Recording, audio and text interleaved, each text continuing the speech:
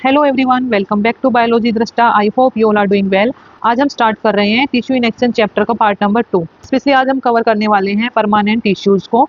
लेकिन आज का टॉपिक स्टार्ट करने से पहले इससे पहले वाले पार्ट में जो हमने कवर किया उसको एक बार क्विक रिवाइज कर लेते हैं। देखो, हमने सबसे पहले पढ़ा था कि ऑर्गेनिज्म कैसे हो सकते हैं, यूनिसेलुलर भी हो सकते हैं, मल्टीसेलुलर भी हो सकते हैं।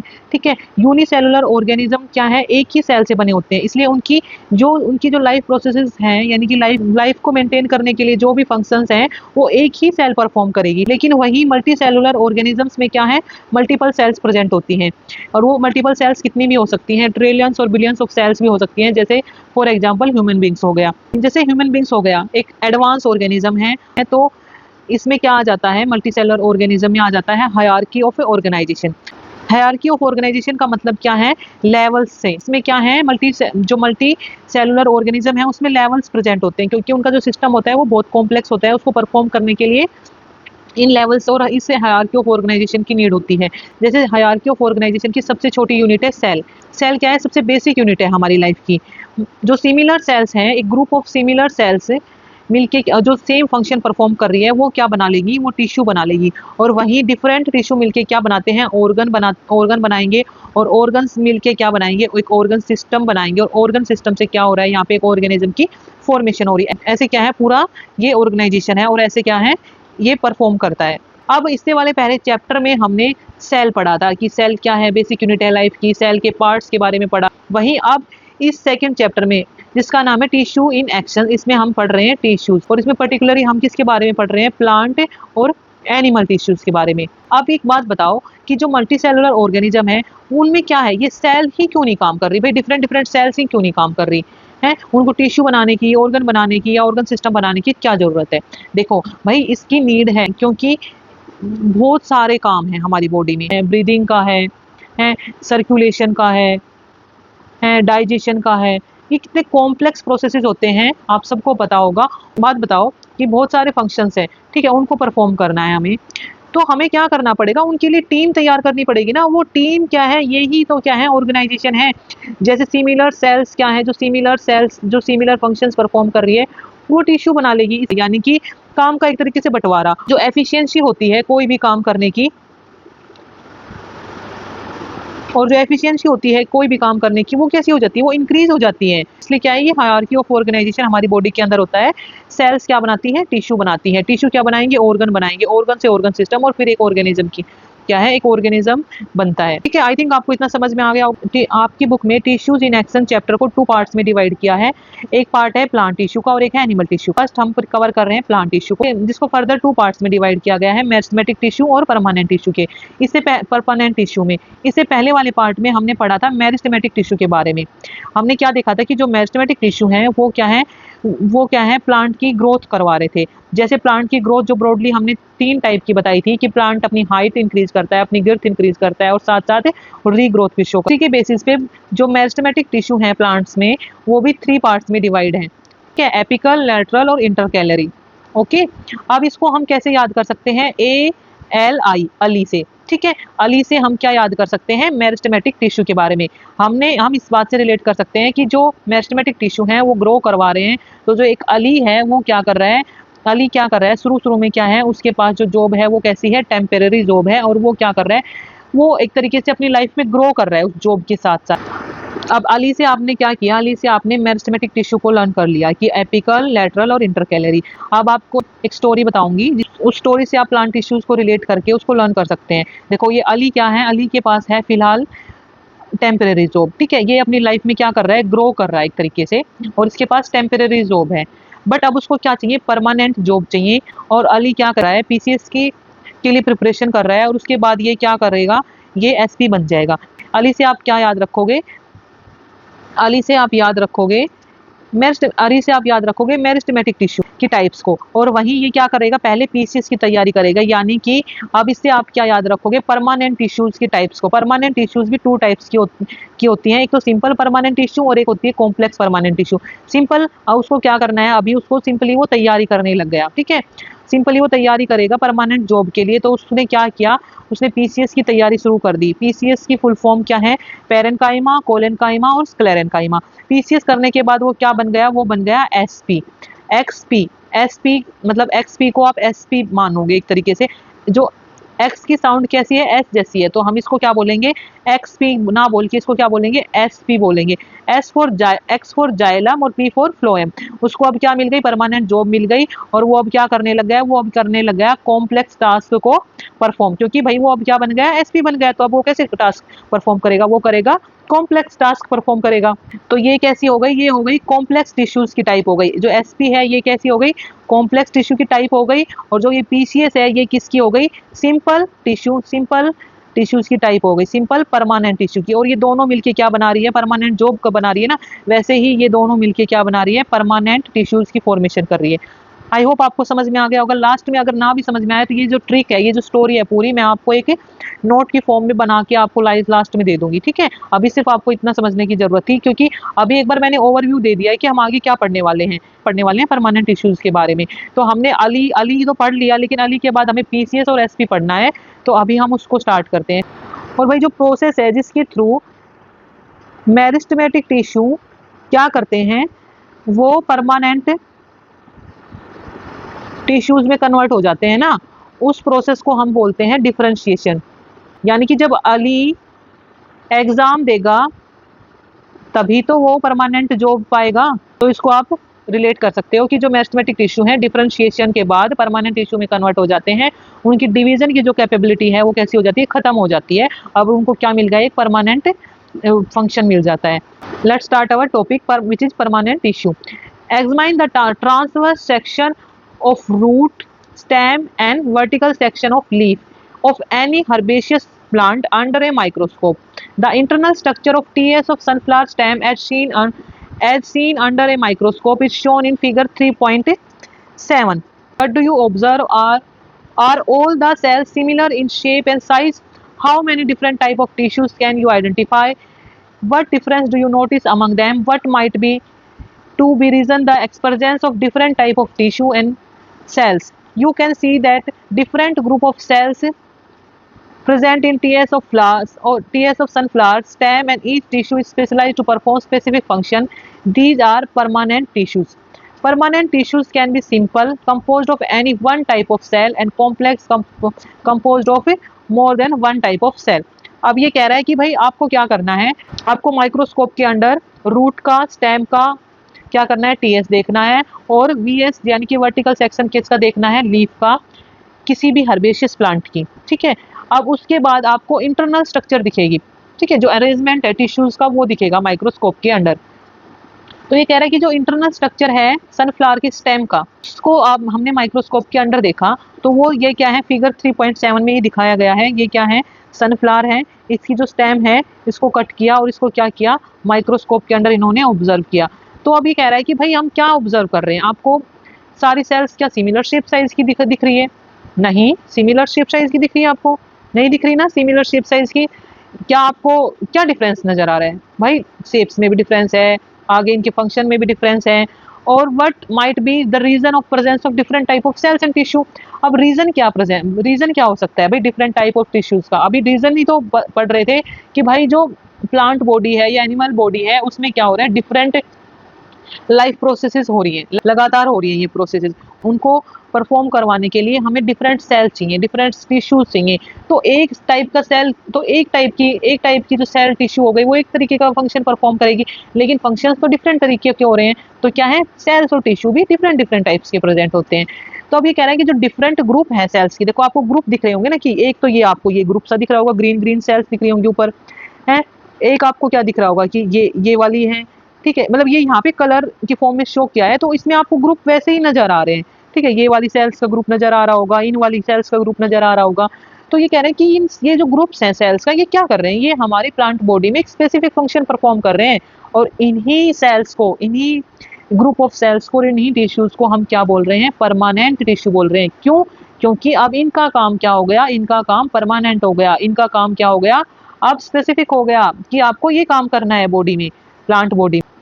तो इनको हम बोल रहे हैं परमानेंट टिश्यू। परमानेंट टिश्यू क्या है, अब 2 पार्ट्स में डिवाइडेड है।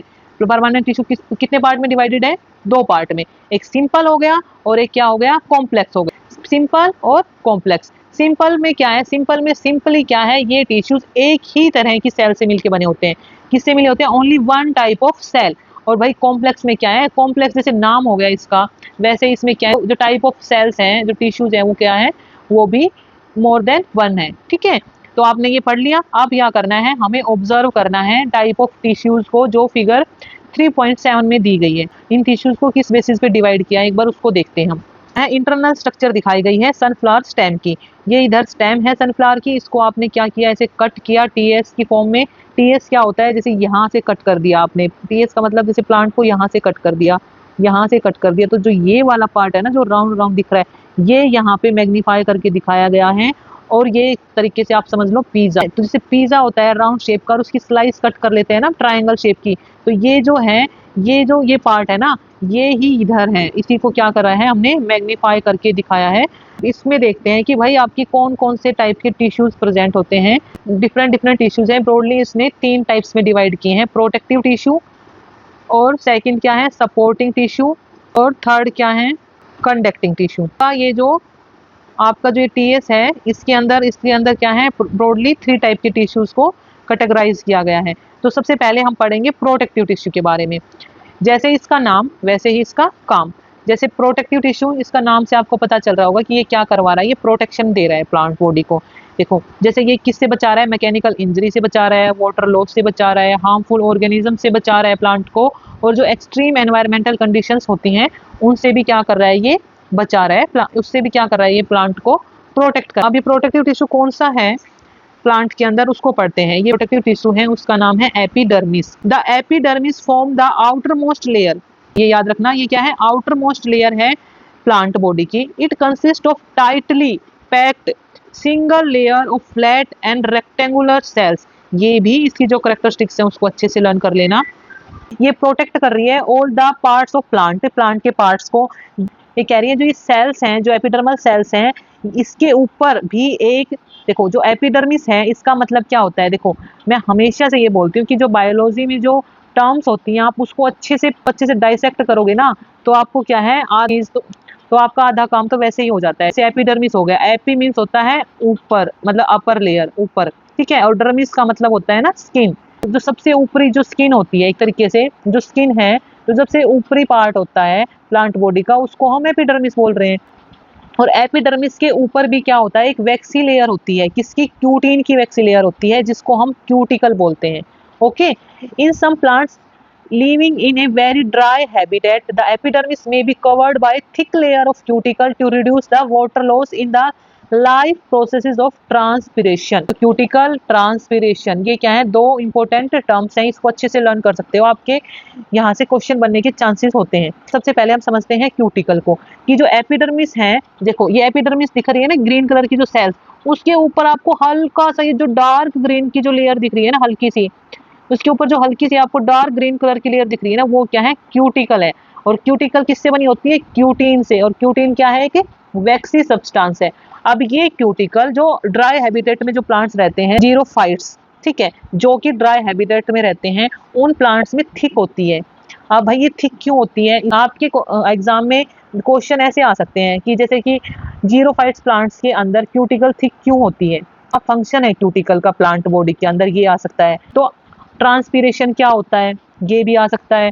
तो आप एक बार इनको अच्छे से समझ लो। क्यूटिकल क्या है, एक लेयर है, वैक्सी लेयर है, जो क्यूटीन से बनी है, एपिडर्मिस के ऊपर प्रेजेंट होती है। जीरोफाइट्स के अंदर क्यूटिकल है, ये कैसी होती है, थिक होती है, ठीक है, क्योंकि उसको क्या करना है, उसका फंक्शन क्या है, ट्रांसपीरेशन से जो वाटर लॉस हो रहा है ना प्लांट्स के अंदर, उसको कम करवाना है। देखो जब डेजर्ट में पहले ही वाटर की कमी रहती है, जो टेम्परेचर होता है वहां पे वो कैसा होता है, हाई होता है, तो ट्रांसपीरेशन का रेट कैसा होगा, हाई होगा, और वाटर वैसे सॉइल के अंदर कम है, तो ज्यादा से ज्यादा वाटर प्लांट अपनी बॉडी में बचा सके, इसलिए क्या है, यहाँ पे क्यूटिकल थिक होती है, यानी कि यहाँ वाटर लॉस क्या है, कम से कम करवाने का काम करती है क्यूटिकल। तो ट्रांसपीरेशन है उसको भी समझते हैं। देखो जो प्लांट्स होते हैं ना, उसकी लीफ के ऊपर छोटे छोटे से पोर्स होते हैं, ठीक है, जिन पोर्स को हम ऐसे नेकेड आई से नहीं देख पाते, इन पोर्स को हम बोलते हैं स्टोमेटा। अब थोड़ा सा इसको मैग्नीफाई करके देखोगे तो इस स्टोमेटा की शेप ऐसी होती है। स्टोमेटा का काम क्या है, बहुत इंपॉर्टेंट रोल प्ले करता है स्टोमेटा प्लांट्स के अंदर। इसके काम बहुत सारे हैं, ये गैसियस एक्सचेंज में हेल्प करता है। जैसे कि प्लांट्स को क्या चाहिए, CO2 चाहिए, फोटोसिंथेसिस के लिए, क्योंकि CO2 से ही तो ग्लूकोज की फॉर्मेशन हो रही है प्लांट में। एनवायरनमेंट से प्लांट बॉडी के अंदर कैसे एंटर कर रही है, प्लांट बॉडी में एंटर कहाँ से कर रही है, स्टोमेटा के थ्रू कर रही है। O2 as a by product निकलता है प्लांट में रिलीज हो रहा है, किसके थ्रू, एनवायरनमेंट में ऑक्सीजन को जो रिलीज हो रहा है वो किसके थ्रू हो रहा है, स्टोमेटा के थ्रू हो रहा है। दिन के टाइम में जब सनलाइट प्रेजेंट होती है तब प्लांट्स क्या करता है, इन पोर्स के थ्रू वाटर लॉस करता है, वाटर वेपर की फॉर्म में, यानी कि जो वाटर प्रेजेंट है लीफ के अंदर, जो सोइल से आया प्लांट के अंदर, वो अब कहाँ, वो वाटर वेपर के फॉर्म में कन्वर्ट हो गया। और ये कहाँ से, इन टाइनी पोर्स से, जिनको हम स्टोमेटा बोल रहे हैं, ये प्लांट बॉडी से बाहर निकल जाता है। यानी कि ट्रांसपिरेशन एक प्रोसेस है जिसके थ्रू प्लांट्स वाटर लूज करते हैं एज वाटर वेपर।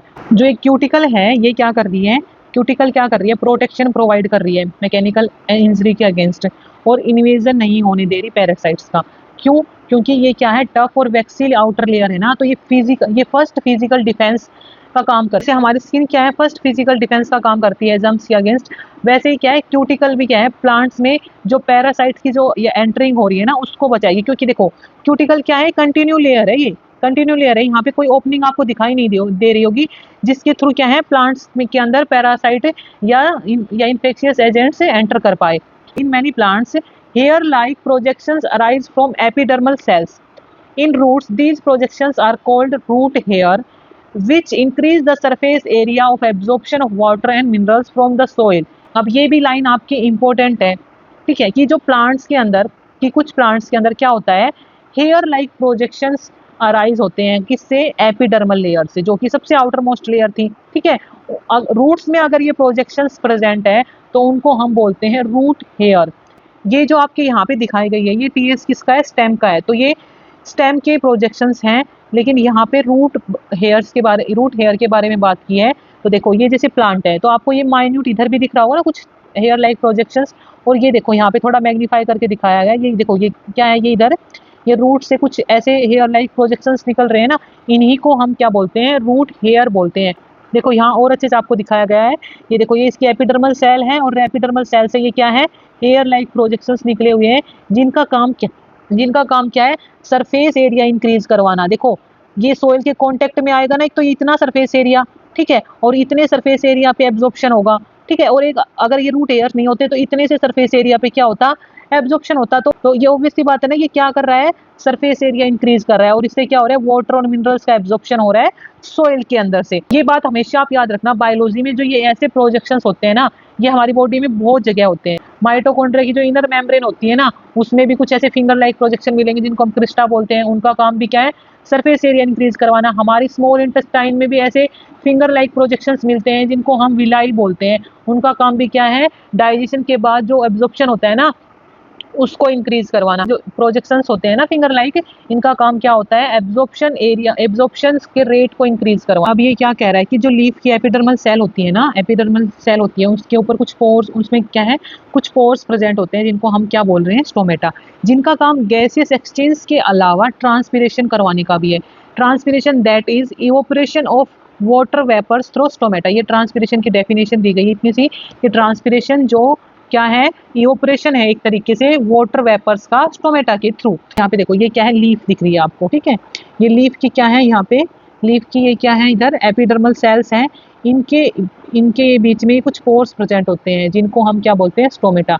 अब आपको ये दिख रहे होंगे ना स्टोमेटा, यहाँ पे इसके ये क्या है, स्टोमेटल पोर है, और ये क्या है, स्टोमेटा की ये गार्ड सेल्स है। ये जो बीन शेप की आपको शेल दिखाई दे रही है, ये यहाँ पे देखो आप, यहाँ पे अच्छे से मैग्नीफाई करके दिखाया है, ये लीफ है, ये लीफ का क्या है, ऊपर वाला सरफेस दिखा रखा है जहाँ पे ये क्या है, एपिडर्मल सेल्स है, और ये क्या है, स्टोमेटा है। देखो ये स्टोमेटा कैसे है, क्लोज्ड है, और ये स्टोमेटा कैसा है, ओपन है, ठीक है। आपको दिख रहे हैं ना, ये दो सेल्स है ना स्टोमेटा की, इनको हम गार्ड सेल बोलते हैं, और बीच वाले जो बीच वाला जो पोर है इसको हम बोलते हैं स्टोमेटल पोर।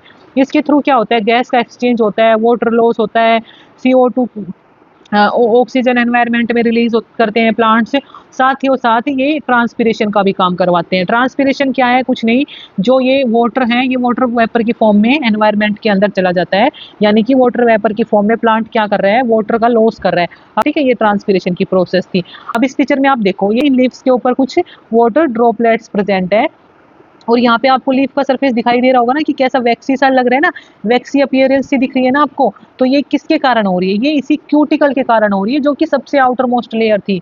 इसके कारण ये क्या करवा रही है, ये वाटर इसके अंदर एंटर नहीं करने दे रही, देख लो। ऐसे ही ये माइक्रो ऑर्गेनिजम्स को भी एंटर नहीं करने देती। Transpiration help in water transportation by creating a transpiration pull in xylem. अब ये समझने की कोशिश करो कि ट्रांसपिरेशन पुल क्या होता है। जाइलम मतलब जाइलम लगा लो, ये कैसे, ये वाटर पाइप की तरह है। इससे क्या हो रहा है, वाटर ऊपर की तरफ जा रहा है, लीफ के अंदर जा रहा है। आप ट्रांसपिरेशन पुल को ऐसे समझ लो, ये क्या है, एक तरीके से जूस का गिलास है। अब आप क्या कर रहे हो, इस जूस को पी रहे हो। तो ये जो जूस प्रेजेंट है यहाँ पे इसको हम क्या कर रहे हैं, हम ऐसे ये जूस क्या कर रहा है, यहाँ से इधर हमारे माउथ की तरफ जा रहा है। हमारा माउथ इसको क्या कर रहा है, पुल कर रहा है ना एक तरीके से। यहाँ से क्या हो रहा है, जब जूस हमारे माउथ के अंदर जा रहा है तो यहाँ स्पेस खाली हो रहा है। यहाँ से इधर से फिर और जूस आ रहा है, इधर से और आ रहा है, इधर से और, इधर से और, इधर से। तो ऐसे क्या हो रहा है कि ये जो वैकेंट स्पेस बनता जा रहा है ना, ये यहाँ से पुल क्रिएट हो रहा है, नीचे की तरफ से पुल क्रिएट हो रहा है, और ऊपर की तरफ क्या हो रहा है, जूस हमारे माउथ में आ रहा है। वैसे ही प्लांट्स के अंदर क्या होता है, जाइलम वेसल लगा लो। जाइलम वेसल एक स्ट्रो की तरह काम करता है। इससे क्या हो रहा है, वाटर ऊपर की तरह जा रहा है, और जो लीफ है वो क्या कर रही है, वाटर लॉस करवा रही है वाटर वेपर की फॉर्म में। तो ये जो यहाँ पे जो वैकेंट स्पेस बन रहा है लीफ के अंदर, जो ये वाटर लॉस थ्रू कर रही है, उसके कारण ये कैसे फिल हो रहा है, कि यहाँ नीचे से वाटर जा रहा है ना, वो उसको फिल कर रहा है। तो इससे क्या हो रहा है, और वाटर आ रहा है नीचे, और स्पेस बन रहा है। और ये क्या हो रहा है, नीचे से वाटर एकदम एक नीचे से जो सोइल है वहां से एक कूलिंग, वहां क्या है, एक कूलिंग इफेक्ट क्रिएट हो रहा है, और क्या हो रहा है, ट्रांसपिरेशन करवा रहा है ये। आई होप आपको ये समझ में आया होगा। अब ये क्या कह रहा है, जो ट्रांसपिरेशन है वो क्या करवाता है, वेस्ट प्रोडक्ट्स को भी क्या रिमूव करवाने का काम करता है। अब प्लांट्स में एज सच तो कोई वेस्ट प्रोडक्ट होता नहीं हमारी तरह, बट फिर भी कुछ भी थोड़ा बहुत होता है, वो क्या है, ट्रांसपिरेशन के थ्रू एलिमिनेट करवाते हैं। अब हमने इस टीएस सेक्शन का फर्स्ट क्या था, प्रोटेक्टिव टिश्यू हमने पढ़ लिया। अब सेकंड क्या है, second which is supporting tissue. Supporting tissue जिसको हम बोल रहे हैं सिंपल परमानेंट टिश्यू, ठीक है। ये जो हमने मेरिस्टेमेटिक टिश्यू पढ़ा था, उसके बाद जो मैंने परमानेंट टिश्यू के बारे में बताया था कि प्लांट्स में मेरिस्टेमेटिक टिश्यू और परमानेंट टिश्यू 2 टाइप्स के होते हैं। तो ये क्या है, ये सिंपल परमानेंट टिश्यू है, जिनको हम सपोर्टिंग टिश्यू भी बोल रहे हैं। और जो नीचे जो थर्ड टाइप में है वो क्या है, कॉम्प्लेक्स परमानेंट टिश्यू है, जिनको हम क्या बोल, ये नीचे जो थर्ड टाइप है ये क्या है, कॉम्प्लेक्स परमानेंट टिश्यू है, जिसको हम कंडक्टिंग टिश्यू भी बोल रहे हैं। और परमानेंट टिश्यू का मैंने दो टाइप बताया था कि जो अली है, अली अब क्या कर रहा है, अली क्या करेगा, पहले पीसीएस की प्रिपरेशन करेगा, उसके बाद ये क्या बनेगा, एसपी बनेगा। तो ये सिंपल परमानेंट टिश्यू था ना। तो सिंपल परमानेंट टिश्यू क्या है, पीसीएस, यानी कि पैरेन्काइमा, कोलेन्काइमा और स्क्लेरेन्काइमा। अब इसको पढ़ेंगे हम। ये क्या कह रहा है कि प्लांट्स के अंदर ऐसा क्या है कि प्लांट्स जिसके कारण खड़े रहते हैं, और जो फ्रेश ट्विग होती है वो तो बेंड कर जाती है प्लांट्स की, बट जो ड्राई ट्विग होती है वो ब्रेक हो जाती है। ऐसा क्यों होता है प्लांट्स में, या फिर सीड कोट इतना हार्ड क्यों होता है। और एक्वेटिक प्लांट्स जो कि पानी के अंदर रहते हैं, वाटर प्लांट्स, वो फ्लोट क्यों करते हैं। आपने ऐसे देखा होगा ना, कुछ प्लांट्स जो फ्लोट करते रहते हैं पानी के ऊपर।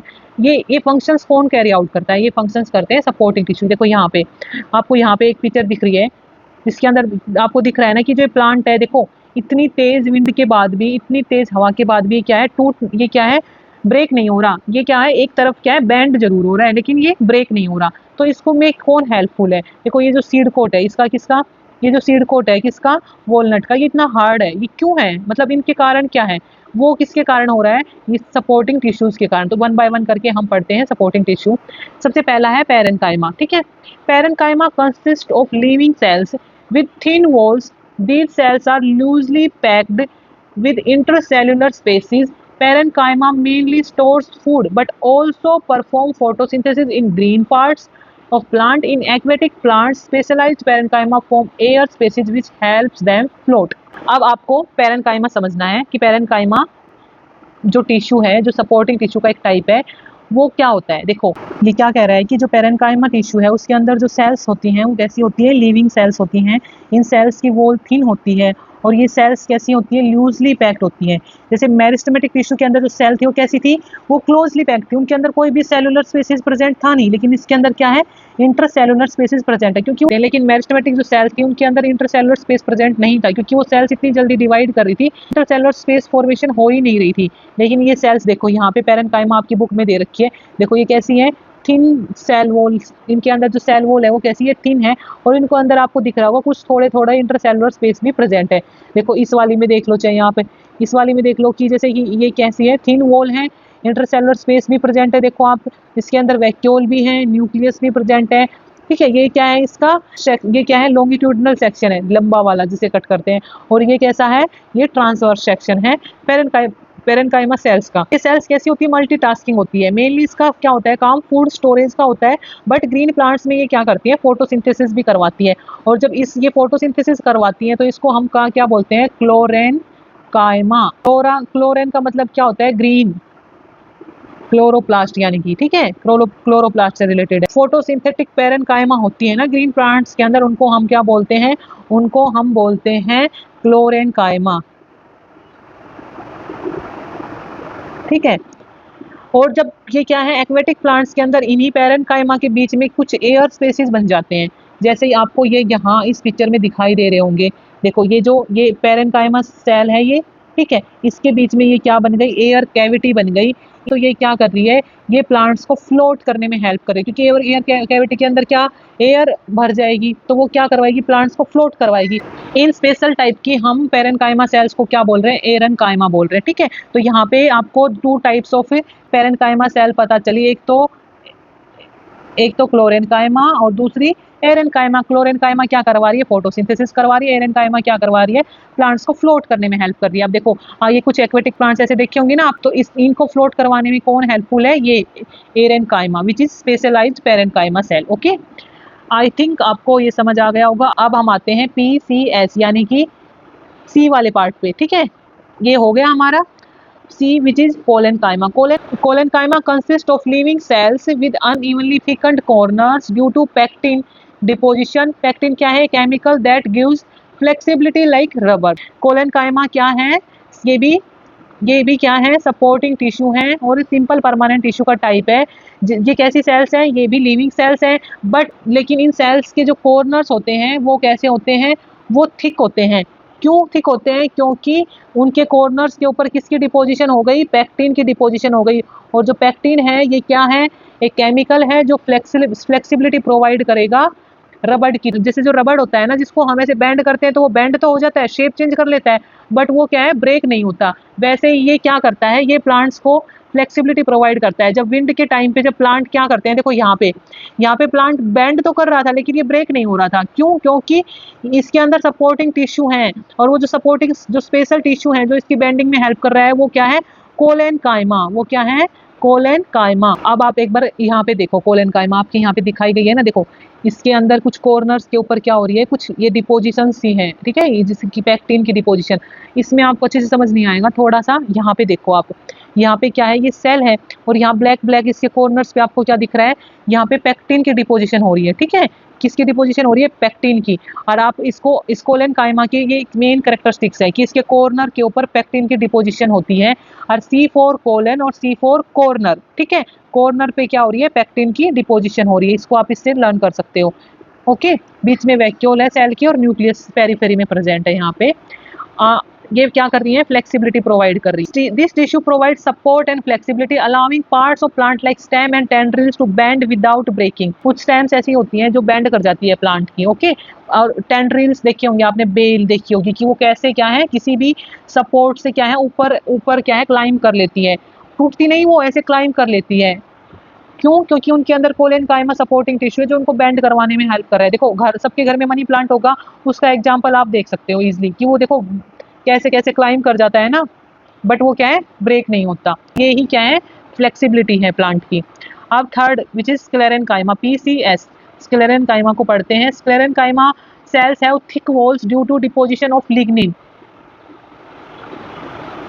ये जो स्क्लेरेनकाइमा है इसके अंदर क्या है, थिक वॉल्स है, किसकी डिपोजिशन हो रही है, लिग्निन की डिपोजिशन के कारण प्लांट्स को हार्ड और स्ट्रॉन्ग बना रही है और वुडी स्ट्रक्चर प्रोवाइड कर रही है प्लांट को। Most of these cells are dead. ये सेल्स कैसी होती हैं, डेड होती हैं। This tissue is found in stems. ये टिश्यू किस में मिलते हैं, स्टेम में, लीफ वेन, और हार्ड जो कवरिंग होती है ना सीड्स की, नट्स की हो गई, जैसे कोकोनट हस्क हो गया और वॉलनट हो गया।